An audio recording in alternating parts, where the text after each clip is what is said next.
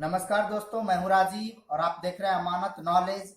दोस्तों, आज हम जानकारी प्राप्त करेंगे कि 1964 ईस्वी में जमीन रजिस्ट्री करवाया यानी कि जमीन लिखाया और उसका दाखिल खारिज यानी कि म्यूटेशन अब तक नहीं हो पाया है। तो उसका कैसे म्यूटेशन करवाना है, ठीक है दोस्तों। तो दोस्तों, इसकी जानकारी आज हम प्राप्त करेंगे और जानकारी प्राप्त करने से पहले आप हमारे चैनल पर नए हैं तो चैनल को सब्सक्राइब कर लीजिए और बेल आइकन प्रेस कर लीजिए। चलिए आगे जानकारी प्राप्त करते हैं। तो दोस्तों, सन 1964 में यानी कि 1964 ईस्वी में जमीन रजिस्ट्री कराया, जमीन लिखवाया, उसका बैनामा तैयार कराया और उसके बाद वह बैनामा, वह केवाला, वह रजिस्ट्री पेपर रखा गया। आपने रख दिया यानी कि आपके पूर्वज ने उसे रख दिया और दाखिल खारिज नहीं करवा पाए यानी कि म्यूटेशन नहीं हो पाया। तो ऐसी परिस्थिति में वह केवाला, वह रजिस्ट्री पेपर आपके पास अभी भी है लेकिन उसका दाखिल खारिज नहीं हो रखा है। तो आप उसे कराएंगे कैसे?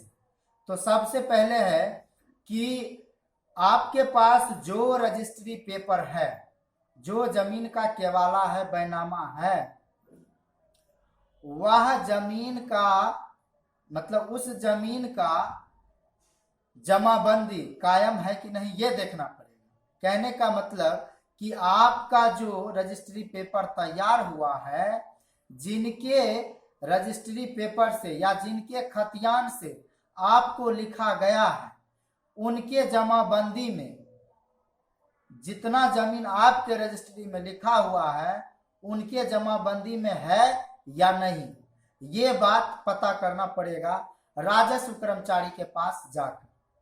अगर जिनसे आप खरीदा है, जिनसे आपने खरीदा है, उनके जमाबंदी में जितना आपको लिखा गया है उतना उनके जमाबंदी में है तो ये बात बन सकती है, ठीक है। अब बात आती है कि हमारा दाखिल खारिज हो सकता है, तो कराएंगे कैसे?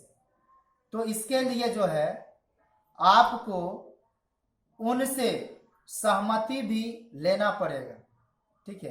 क्योंकि जिनके जमाबंदी से कटकर आपका दाखिल खारिज होगा यानी कि जिनके जमाबंदी से खारिज होकर आपका जो नया जमाबंदी दाखिल होगा, जमाबंदी नया बनेगा, उनसे सहमति लेनी पड़ेगी, ठीक है।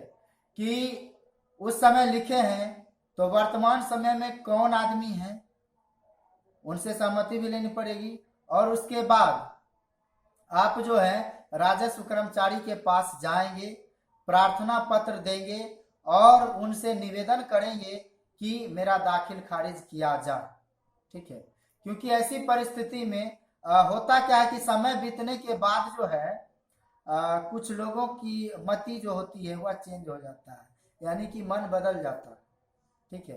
तो हो सकता है उनके पूर्वज ने आपके पूर्वज को लिखा, अब वर्तमान में जो लिखे हैं उनके बेटा पोता हूं और दाखिल खारिज में आपत्ति जताए वो, ये भी हो सकता है।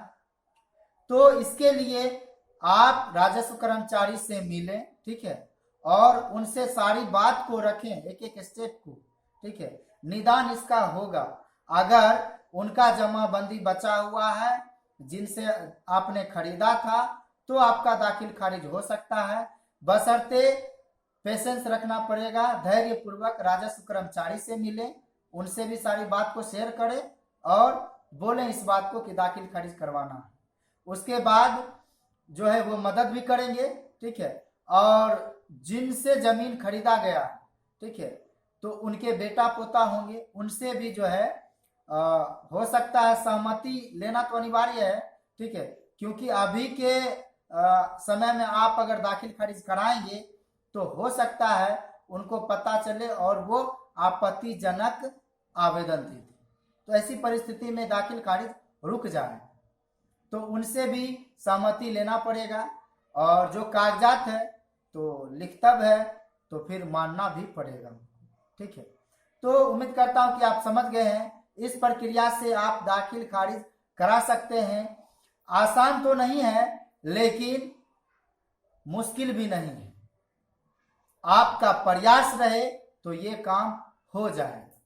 तो दोस्तों उम्मीद करता हूं कि आप समझ गए होंगे। अगर समझ में आ गया तो वीडियो को लाइक शेयर करना ना भूलें। मिलते हैं नेक्स्ट वीडियो के साथ, तब तक के लिए अलविदा। थैंक्स।